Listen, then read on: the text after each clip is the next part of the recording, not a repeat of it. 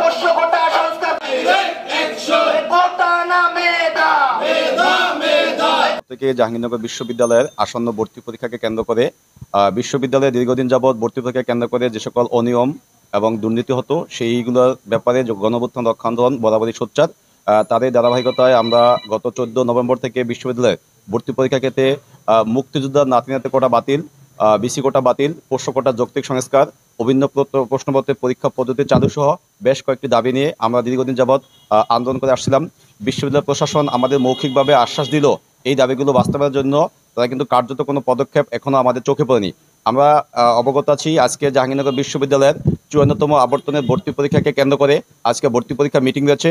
আমরা বিশ্ববিদ্যালয় প্রশাসনকে সর্বশেষবার কঠোর হুঁশিয়ারি দিতে চাই, যদি আজকের মধ্যে বিসি কোটা বাতিল করে প্রজ্ঞাপন দেওয়া না হয় এবং অন্য অন্য দাবিগুলোর ব্যাপারে আমাদের কোনো সদুত্তর না পাই, তাহলে আমরা আগামী 1 কর্মদিবস পরেই জাহাঙ্গীরনগর বিশ্ববিদ্যালয়ের আমরা প্রশাসনিক ভবন অবরোধ করতে বাধ্য হব এবং একই সাথে আগামী ভর্তি পরীক্ষা এই সকল সমস্যাগুলো সমাধান না করে কিছুতেই আমরা ভর্তি পরীক্ষা অনুষ্ঠিত হতে দেব না।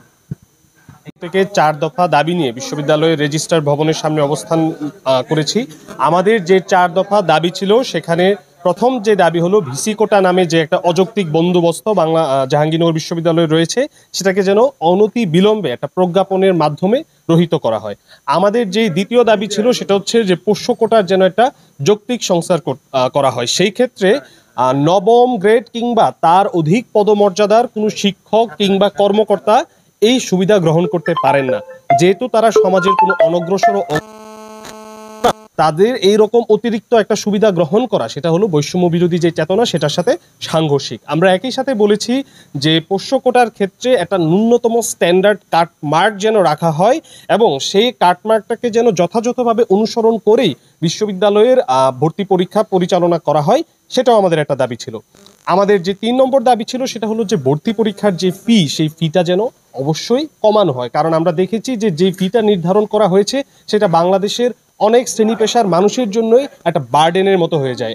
একজন কৃষকের সন্তান, একজন শ্রমিক, রিক্সা চালক, দিনমজুর কিংবা একজন ছোটোখাটো ব্যবসায়ীর যে সন্তান, তার জন্য এ ধরনের একটা ফি খুবই বার্ডেনের হয়ে যায় এবং আমরা চাই যে ফিটা এমনভাবে নির্ধারণ করা হোক যেন বাংলাদেশের সমস্ত শ্রেণী পেশার মানুষের কাছে এটা অ্যাফোর্ডেবল হয়।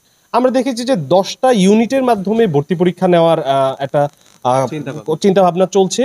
আমরা চাই যে অনতি বিলম্বে যেন এই 10টা ইউনিটকে কনসলিডেট করে 5টা কিংবা 6টা ইউনিটে ভর্তি পরীক্ষা নেওয়া যায়, সেই ব্যবস্থা যেন প্রশাসন করে।